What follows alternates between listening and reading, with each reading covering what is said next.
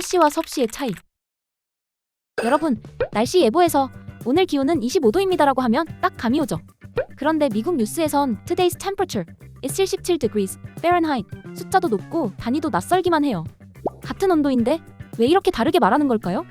오늘은 화씨와 섭씨의 탄생과 차이에 대해 오늘 정리해드리겠습니다. 1. 화씨. 화씨는 1724년 독일 출신 과학자 다니엘 가브리엘 파레나이트가 만들었어요.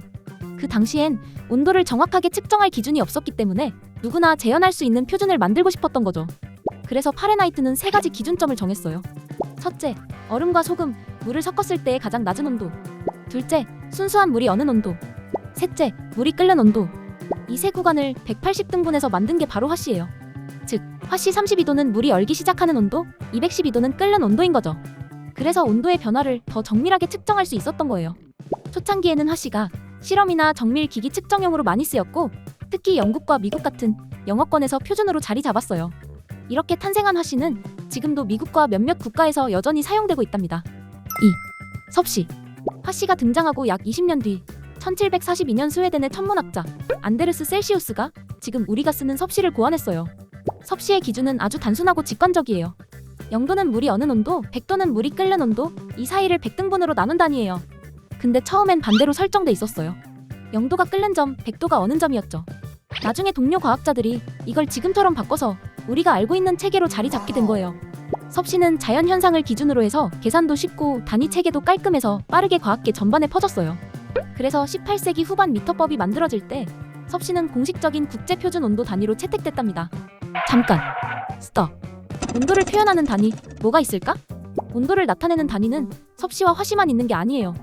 과학과 산업에서는 켈빈, 랭킨, 레오미르 같은 다양한 단위들도 사용돼요. 일상에선 섭씨, 미국은 화씨, 과학에선 켈빈. 이렇게 구분하면 딱이에요. 3. 나뉜 이유. 그럼 전 세계가 하나의 온도 단위만 쓰면 더 편하지 않을까요? 근데 이건 단순히 과학의 문제가 아니라 역사와 문화의 문제예요. 화씨는 영국 왕립학회를 통해 널리 확산됐고 그 영향을 받은 미국에서 계속 사용됐어요. 반면 유럽 대륙에선 섭씨가 미터법과 함께 도입되면서 표준화된 과학의 상징처럼 자리 잡았죠. 특히 프랑스 혁명 시기 모든 단위를 과학적으로 통일하자는 움직임이 있었고 그 덕분에 섭씨가 유럽 전체의 기준이 된 거예요. 근데 이미 화씨를 오래 써왔던 영국과 미국은 산업, 교육, 기상 시스템 등 모든 게 화씨 기준으로 짜여 있었기 때문에 쉽게 바꿀 수 없었어요. 결국 지금은 미국은 화씨, 유럽과 아시아 대부분 국가는 섭씨를 쓰는 상황이 된 거죠. 그러니까 과학적으로는 섭씨가 더 편하긴 하지만 역사적으로는 화씨가 먼저 뿌리 내렸던 결과라고 볼 수 있어요. 4. 계산법. 그럼 실제로 두 단위는 얼마나 차이가 날까요? 공식은 이래요. 섭씨에서 화씨로, 화씨에서 섭씨로. 예를 들어 섭씨 25도는 즉 미국 뉴스에서 말하는 Today's 77 degrees가 바로 그 온도예요. 이제 섭씨는 거의 전 세계 공통 기준이 됐지만 미국은 여전히 화씨를 쓰고 있어요. 왜냐하면 이미 산업표준, 건물 시스템, 가정용 온도계까지 전부 화씨 기준으로 돼 있어서 바꾸는데 드는 비용이나 혼란이 너무 크기 때문이에요. 결국 두 단위는 효율과 역사의 싸움이에요. 섭씨는 단순하고 과학적인 기준, 화씨는 인간 중심적이고 세밀한 기준이었죠. 그럼 정리해볼까요? 1724년 독일의 가브리엘 파레나이트가 화씨 개발, 1742년 스웨덴의 안데르스 셀시우스가 섭씨 개발, 현재는 유럽과 아시아 대부분 국가가 섭씨 사용. 섭씨는 과학적 기준, 화씨는 정밀한 기준.